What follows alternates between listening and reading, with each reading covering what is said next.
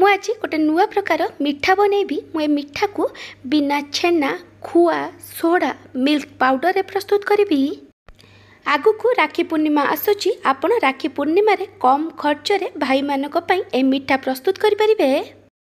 मु आपन को गोटे मिठा काटिकी देखै दउची। देखि परथिबे एठी केते सॉफ्ट अछि। कौन से भी स्पेशल ओकेजन हो कि आपन को किछि मिठा खाइबा पई इच्छा होची ताहले आपण ए मिठा को घरे थिबा अल्प किछि जिंस रे प्रस्तुत करि परिबे। नमस्कार, ट्विंकल किचन को आपण मानकु स्वागत। मिठा बने पई मटे गैस रे गोटे कड़ई बसई गरम होबा को रखिछि। कड़ई भला भाबे गरम हैला परे मु एथिरे गोटे छोटो चम्मच घियो देइछि।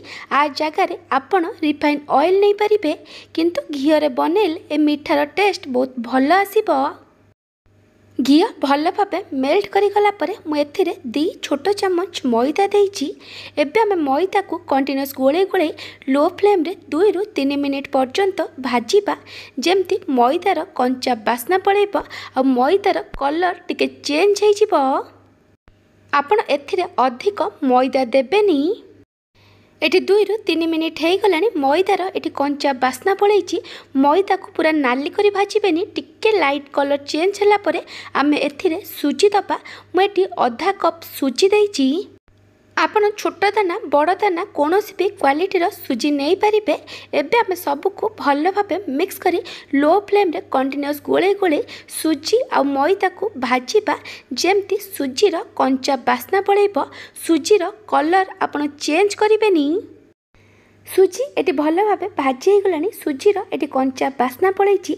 एबे आमे एथिरे खीर दबा। मु एठी गोटे कप सिजा खीर नैछि। खीर एठी रूम टेम्परेचर अछि। धीरे धीरे खीर देई आमे सुजी को मिक्स करिबा। धीरे धीरे खीर देई सुजी आ मैदा को खीर सहित भल भाबे मिक्स करिबे। जेमती एथिरे किछि भी लम्प्स बनिबोनी। मैं बड़ दाना सुजी नहीं थी से मैं गोटे कप खीर नहीं।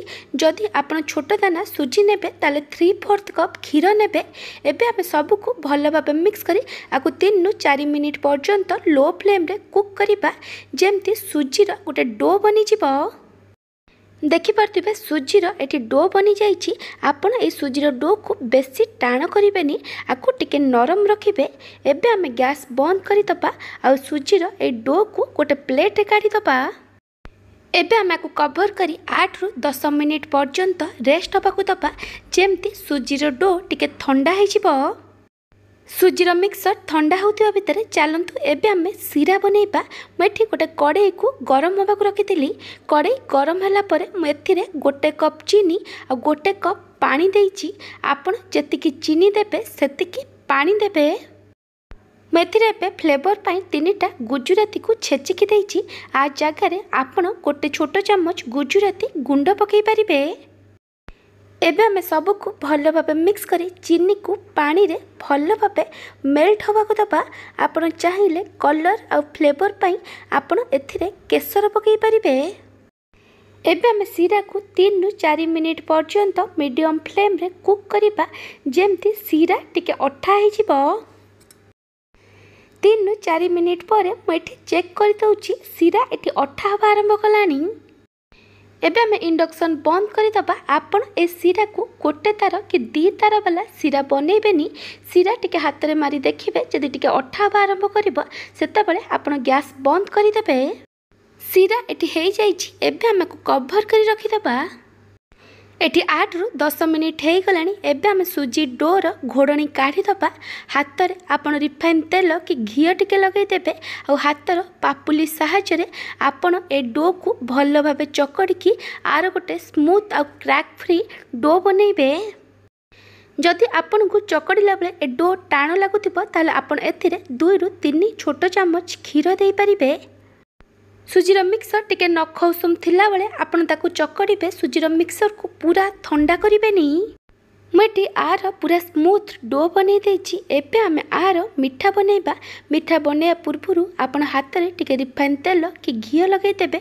एहा द्वारा सुजीर मिक्सर आपण को हाथ रे लागिबोनी। आपन को जो साइज रो मिठा दरकार से अनुसार सुजीर मिक्सर नेबे। तापर ताकू भल भाबे राउंड शेप दे देबे। तापर माकू टिके लंबा करि देइछि। ଆପଣ ଆପଣଙ୍କ ହିସାବରେ ଗୋଲ ଲମ୍ବା କୌଣସି ବି ସେପ୍ର ମିଠା ବନେଇ ପାରିବେ, କିନ୍ତୁ ଏ ମିଠାରେ ବିଲକୁଲ ବି କ୍ରାକ୍ ରଖିବେନି, ନହେଲେ ଯେତେବେଳେ ଆପଣ ଏ ମିଠାକୁ ଫ୍ରାଏ କରିବେ ଏ ଫାଟିଯିବ। ମୁଁ ଏଠି ଆଉ ଗୋଟେ ବନେଇ ଦେଇଛି।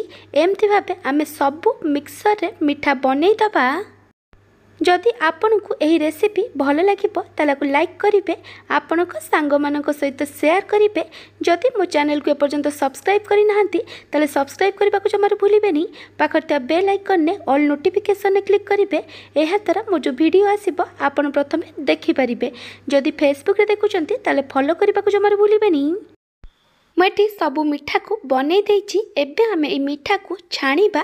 ସେଥିପାଇଁ ମୁଁ ଏଠି ଗ୍ୟାସ୍ରେ ଗୋଟେ କଡ଼େଇ ବସାଇ ସେଥିରେ କିଛି ତେଲ ଦେଇ ଗରମ ହେବାକୁ ରଖିଛି।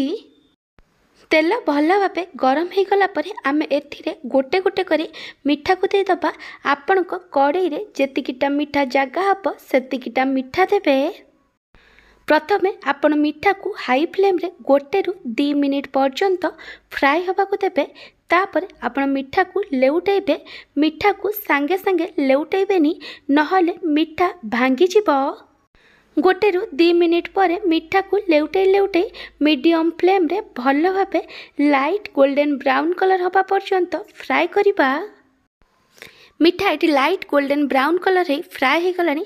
ଆପଣ ଚାହିଁଲେ ଆକୁ ଏଇଠି ତେଲରୁ ଛାଣିପାରିବେ।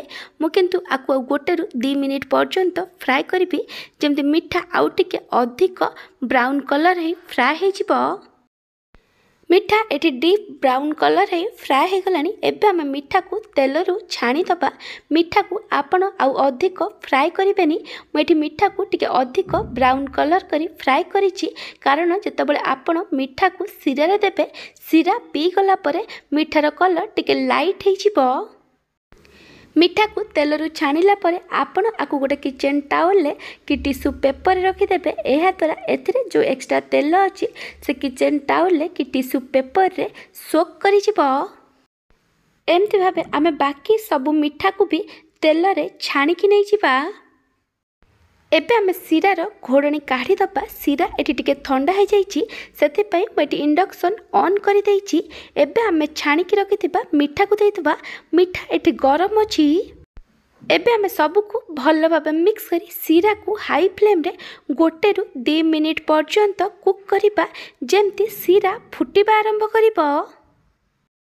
ଶିରା ଏଠି ଫୁଟିବା ଆରମ୍ଭ କଲାଣି। ଏବେ ଆମେ ମିଠାକୁ ମିଡ଼ିୟମ୍ ଫ୍ଲେମ୍ରେ ଶିରାରେ 4ରୁ 5 ମିନିଟ୍ ପର୍ଯ୍ୟନ୍ତ କୁକ୍ କରିବା। ଏଠି 4ରୁ 5 ମିନିଟ୍ ହୋଇଗଲାଣି। ଏବେ ଆମେ ଇଣ୍ଡକ୍ସନ୍ ବନ୍ଦ କରିଦେବା ଆଉ କଭର୍ କରି ମିଠାକୁ ଶିରାରେ 1 ଘଣ୍ଟା ପାଇଁ ରେଷ୍ଟ ହେବାକୁ ଦେବା। 1 ଘଣ୍ଟା ପରେ ମୁଁ ଏଠି ଘୋଡ଼ଣୀ କାଢ଼ି ଦେଇଛି।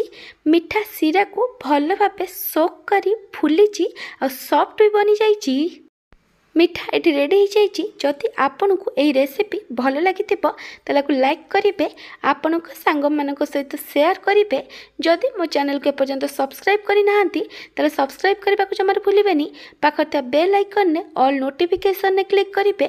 ଏହାଦ୍ୱାରା ମୋ ଯେଉଁ ଭିଡ଼ିଓ ଆସିବ ଆପଣ ପ୍ରଥମେ ଦେଖିପାରିବେ। ଯଦି ଫେସବୁକ୍ରେ ଦେଖୁଛନ୍ତି ତାହେଲେ ଫଲୋ କରିବାକୁ ଜମାରୁ ଭୁଲିବେନି। Thank you for watching.